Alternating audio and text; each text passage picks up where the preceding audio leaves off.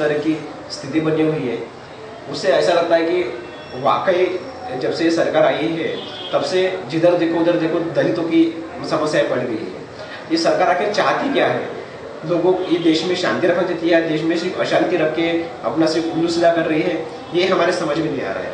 आज बीजेपी शासित जितने भी राज्य हैं सभी राज्यों में से आरक्षण की डिमांड की जा रही है। आज हमारे प्रधानमंत्री जी जिस राज्य में 4 बार मुख्यमंत्री रह चुके हैं, आज उनके राज्य में से भी आरक्षण की जो वहाँ का पाटीदार समुदाय है वो आज आरक्षण की डिमांड कर रही है। तो मेरा ये सवाल है, क्या 4 सालों में 4 बार मुख्यमंत्री होने के बावजूद उन्होंने इतना ऐसा बोलते हैं कि बहुत सारा डेवलपमेंट उन्होंने किया है, अगर उन्होंने डेवलपमेंट किया होता वो लोग आरक्षण क्यों मांगते हैं? दूसरी बात, अभी एक रिसेंटली गुजरात में एक मुद्दा हुआ है कि वहाँ पे कुछ दलितों को गाय का जो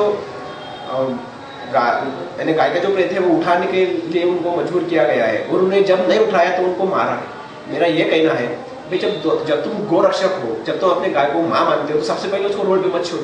तो वो प्लास्टिक खाती है, उससे क्या हो रहा है, उनको बीमारियां हो रही है।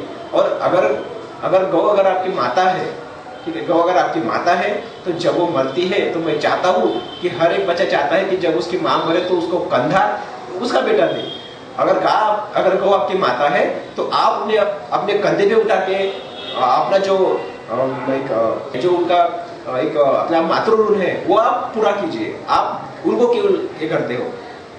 ये जब मुद्दा उठा उसके बाद की एक बात है कि वहाँ के गवर्नमेंट ने जीआर निकाला और जितने भी कलेक्टर और तहसीलदार है सबको ये बोला गया है कि जितनी भी गाय मरी हुई है उस गाय की लाश को जगह ठिकाने लगाने का काम आप लोग करेंगे।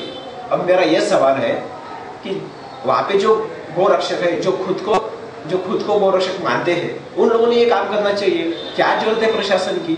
उन गौ रक्षकों को किसने ऐसे राइट दिए हैं, ऐसे किसने अधिकार दिए हैं कि वो किसी को खुलेआम मारे, उनका वीडियो करेंगे और सब लोगों में दिखाई जाए?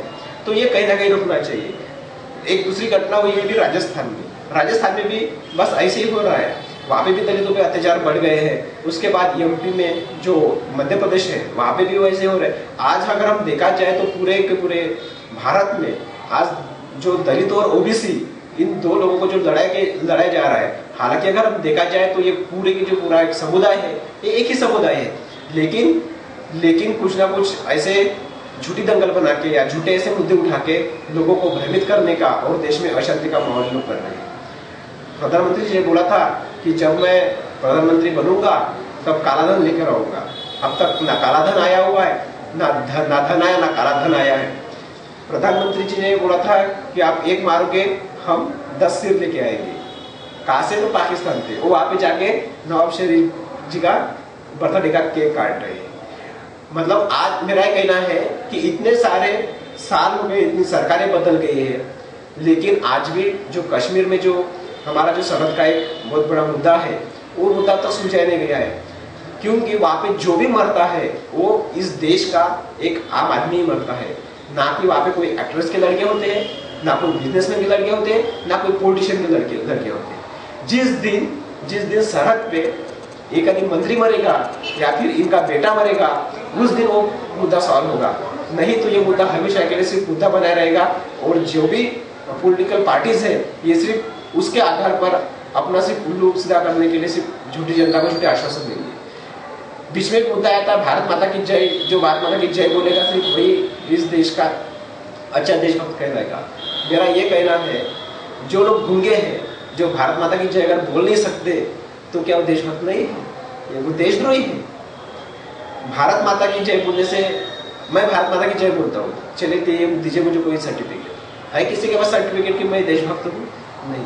जो लोग कभी अपने यहाँ पे तिरंगा नहीं लगा देते, आज वो लोग हमें ये बोल रहे हैं कि आप भारत माता की जय बोलोगे तो आप अच्छे सच्चे देशभक्त कहलाओगे।